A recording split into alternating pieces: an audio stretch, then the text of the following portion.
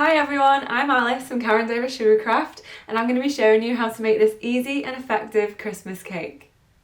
To start with, I'll be showing you how to make the tree on top of the cake. Now this has been made purely with ball shapes, as you can see. And so what we've done is we've coloured our sugar paste in various shades of green. The larger balls that you can see in the tree are polystyrene balls covered in sugar paste. You don't just want to roll balls of sugar paste and pile them on top of each other because your cake will become incredibly heavy. And worst case scenario is your actual sponge may start to sink. The weight is quite significant when you pile a lot of sugar paste on top of one another. So you can buy packets of various size polystyrene balls from your local craft shop or off Amazon. I've just recently purchased a pack for around $4.99 and this gives you lots of different sizes that you can cover in sugar paste. The alternative is to make them entirely edible and use round shaped sweets such as Ferrero Rochers. Excuse me, I can't say that one. Ferrero Rocher. Ferrero Rocher, I don't know.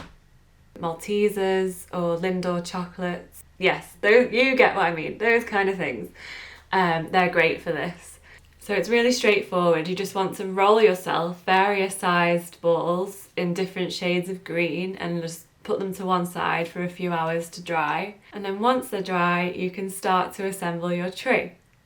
So you want to start by attaching one of your largest balls, as you can see here, in the middle of where you want your tree to be. That is the starting point, that is the centre of your tree. And then you're going to start attaching some slightly smaller balls around the sides of that large one in the middle there, like so. And then any small gaps you can fill in with smaller balls like so. And then you're going to work your way up your tree.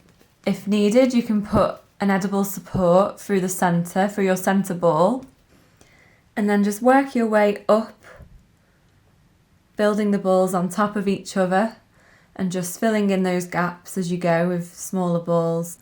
And what I'd recommend, whether they're polystyrene or whether they're edible, is when you have small awkward gaps that say your polystyrene balls aren't as small, those are the gaps that I'd fill with just hand-rolled balls of sugar paste. You can also use sprinkles, like these pearl ones here, to fill in little gaps. And then the little bows and the holly are from our Santa Claus mould, which we'll be using next. Now this is our Santa Claus mould.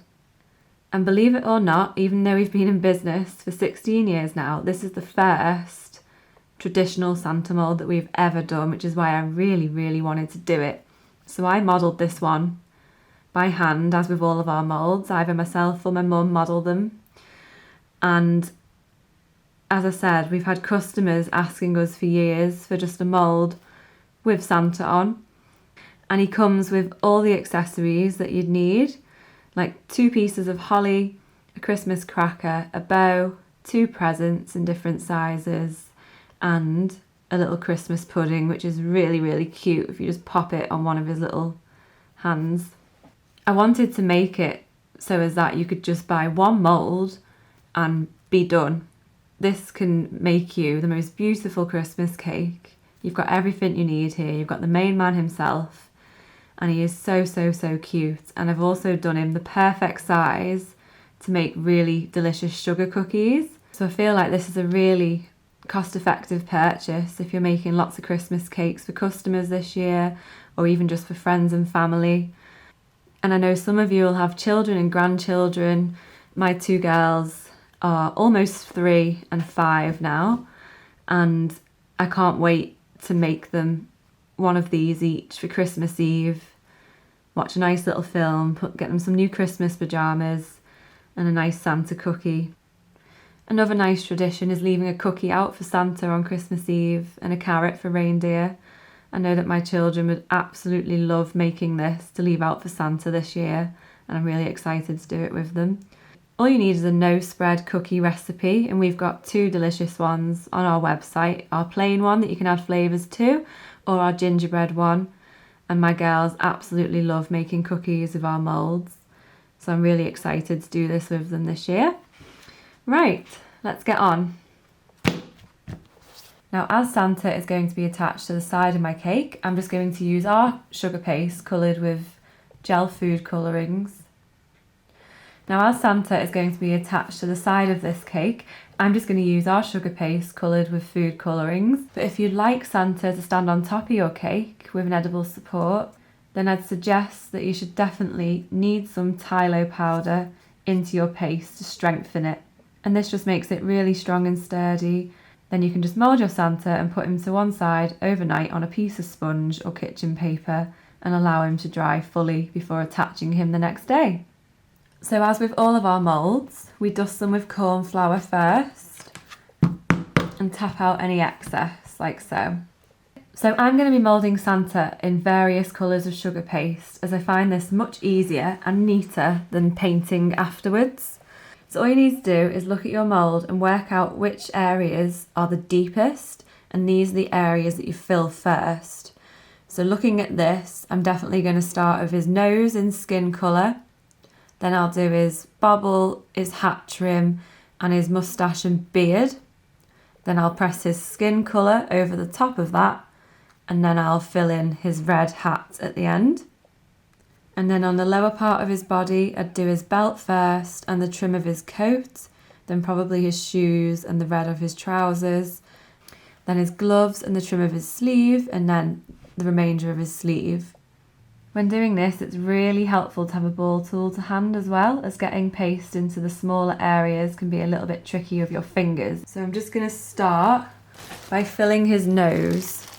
So I've just got a little bit of skin coloured paste here, and I'm just going to hold that on top of his nose and then use my ball tool to press that nice and firmly. And then just hold that down while you tear away any excess. Make sure it's not hanging over the edges anywhere, like so. So just make sure it's nice and flat in there and press down really firmly. Now I'm going to fill in the bobble on his hat. So again, just a nice smooth ball of sugar paste. I'm just going to push that into the bobble with my fingers like so. And then just move it to one side and use your fingers to drag away any excess, like that. Then I'm going to move on to the trim of his hat. Now, instead of a smooth ball of paste, I'm going to roll a little sausage.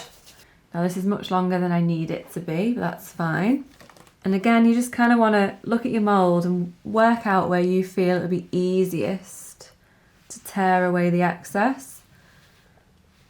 So I'm going to start by pressing this paste with a ball tool on top of the white in the bobble of his hat. Then just use the ball tool to work that paste round the trim of his hat. You'll notice other areas of the mould, such as his eyebrows here. And if you can see there, his eyebrows aren't joint to the white of his hat. If they were, then I would have continued this paste into here. But they're not. There is a small gap of skin there above his eyebrows. So that is too fiddly, I feel, to put white paste into his eyebrows. So it'd be much easier for me to paint them afterwards. Now, while we're still on white, I'm going to do his moustache and his beard area. So to make things a bit easier for myself, I'm just going to flatten my paste with my fingers. So it's roughly the same. So it's roughly the same size as the area I'm going to be filling. I'm just going to pop that in and use my fingers to press it down nice and firmly. Down into his beard like so. Now I can see I've got far too much paste already, but that's fine. So I'm just going to drag this one side up to meet his hat trim. I'm going to turn my mould around so I can see. And you just want to make sure that your paste is not going up onto his cheeks. See there, I've just pushed that paste down to make sure it's not on his cheeks. And again on this side, just make sure it's not on his cheeks. And then see how I've guided all my excess to one area.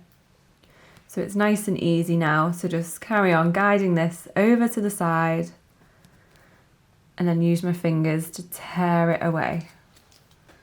There we go.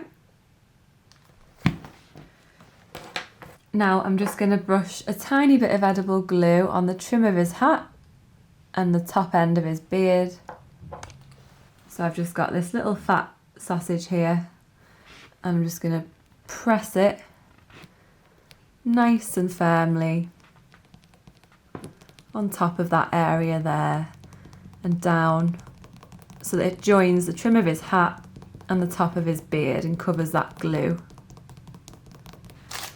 Then I just need a tiny bit of glue again. I'm just going to press that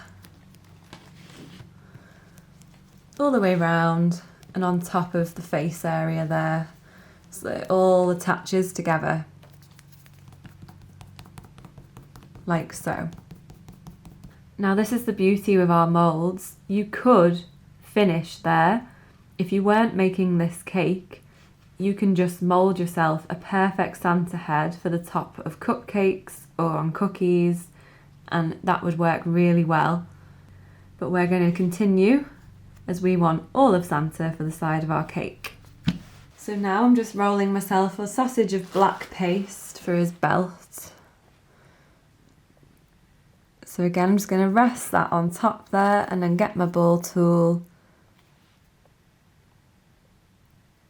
If your paste is sticky and sticking to your ball tool, you can go back in with your corn flour like that, just a tiny bit. And that'll stop your ball tool from sticking to your paste. So again, just press that down really firmly. Work your way along, make sure the black isn't going over anywhere. And then just guide any excess over to one side and tear it away like so. Perfect. Now I want 2 sausages of paste for the trim on his coat. Doesn't matter if it goes over too much here, as that's also going to be white in a minute. And just bend the sausage round the corner and up to the other side and tear away any excess. Same again on the other side. Sausage of paste, press it down nice and firmly to the other side and tear away the excess.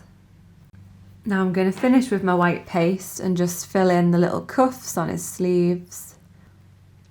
Tear away. Tiny bit of glue on the trim of his sleeves, and then I'm just going to pop a little bit of green in for his gloves. Just press that in and bring it up to join the white cuff, and the same again for the other side. Now all I need is some black for his shoes, and the rest will all be filled in red. So before putting the red in to finish him off, just put a bit of edible glue on some of the areas that it all attaches together. Just get yourself a nice large piece of red, because I want now to fill him in so that he's totally level with the back of the mould. So I'm going to start from his head area and work my way down. So again, just press this in on top and guide it over to the sides so it all joins together. Work your way down just by pressing really firmly with your fingers. Bring the paste to meet his gloves. You can just stroke firmly to drag that paste into the areas that you need it. All the way down into his shoes. And then just tear away the excess. Just go back over, make sure that nothing's over the edges anywhere and it's all pressed down really firmly so that you're going to get all that detail and your paste is just nice and smooth against the back of the mould. Now I'm just going to turn my mould over using the tab and just use that tab to gently peel the mould back.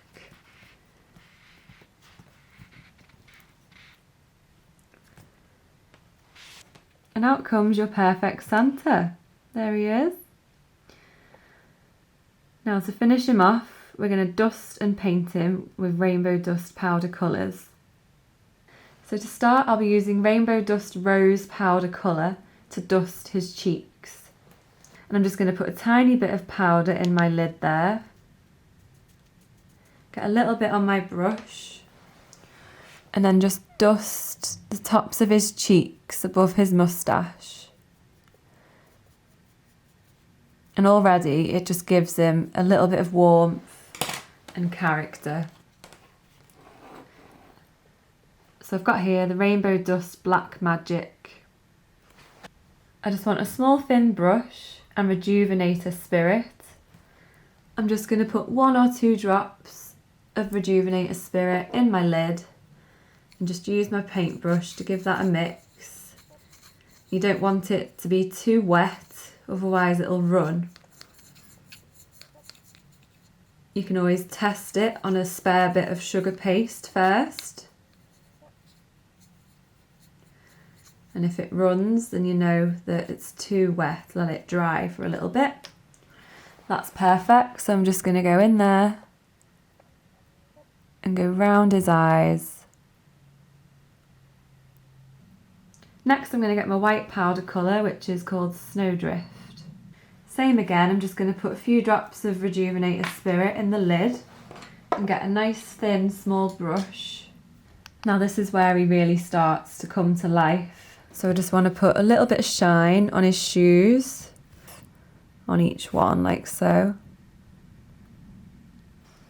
I'm just going to fill in his eyebrows. And then I'm just going to put a little white highlight in each of his eyes, like so. Or you can do 2. If I'm going to do 2, I normally do 1 larger one and then 1 little small one in the opposite corner. Do you know what? I forgot to do a little bit of pink powder colour on the inside of his mouth. Just get a little bit of pink on the end of your brush and just gently brush a bit of pink in his mouth there. So I've just got metallic golden sands powder colour, and again just get a small thin brush and a few drops of Rejuvenator Spirit in the lid. Give it a mix and then just paint around the buckle of his belt. And I don't know what the technical term is for this little bit in the middle, but there you go. And there we have it, the perfect Santa for your cake. You can attach him straight away using royal icing or edible glue, or you can leave him to one side to dry. But look how cute he is. He's just the perfect Santa for any Christmas cake, big or small. Even the shop bought ones, the little ones, or even the side of your Christmas pudding. Imagine little cookie versions of him around your Christmas pudding as alternatives for children or those that don't like Christmas pudding. And they're so easy to make and really effective using our sugar cookie recipe. So you can just attach him to your cake using edible glue or royal icing. And before I put the mould away, I'll just show you the little red bow. Before I put the mould away, I'll just show you the bow, because it is honestly the most adorable and traditional bow and so easy. So I've just got my paste and I'm just pushing it down nice and firmly, and then use my thumb to just drag down into those tails. Turn the mould over. And there you go, the perfect bow. Next, I'll be using our Wicker Stars mould to make various sized stars to go around the sides of my cake, and also a nice little star to go on top of my Christmas tree. And I feel like it's a really modern mould to make beautiful cookies for your tree hung on ribbons All you need is a little bit of lustre and they'll just look beautiful shining on your tree. So I've just got here some goldy brown coloured sugar paste. I'm just going to push that in nice and firmly, just with my fingers, and then just use my thumb to drag away any excess and peel back. How easy was that? And look how detailed it is. So you can either brush this with like a little bit of brown or some lustre dust to bring out the detail. And if this was cookie dough, then you just line your baking tray with baking paper and pop as many of these stars as you'd like into the oven. And then once they're baked, again, you can either paint them or dust them with lustre dust to bring out all that detail. The other thing you can do with cookie dough, before they're baked, while they're still soft, use a ball tool to make yourself a little hole in the top of there. Then bake your cookies, and once they're cooked, you can thread a little ribbon through there to tie onto your Christmas tree, or they make really nice little gifts at Christmas time. We recommend that once your cookies are baked, you can keep them for up to 2 weeks in an airtight container. Now for this cake, we're going to paint these gold. Now I'll be using the Sweet Stamp Edible Lustre in metallic gold. So just get some on your brush and just spread that around the star. You'll see how gorgeous and glittery that is. Look at the difference in that. It's so sparkly. It's just going to make those stars really stand out on your cake against the dark green colour.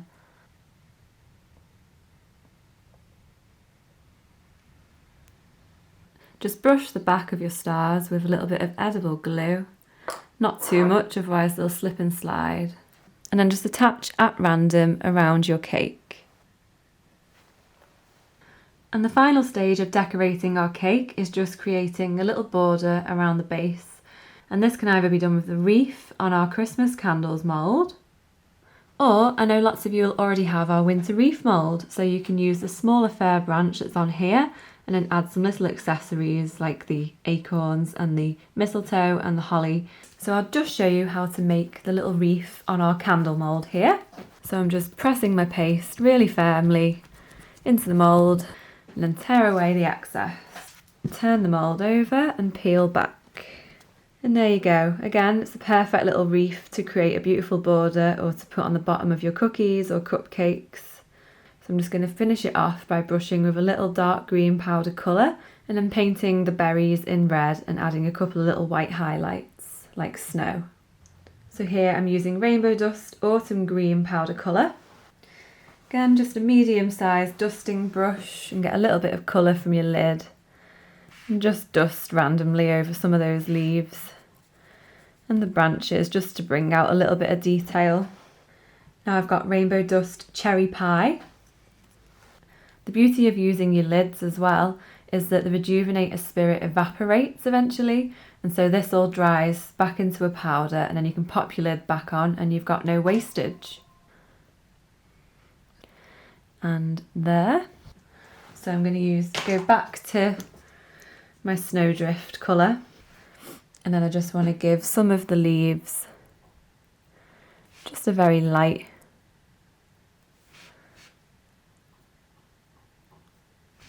little brush of snow just to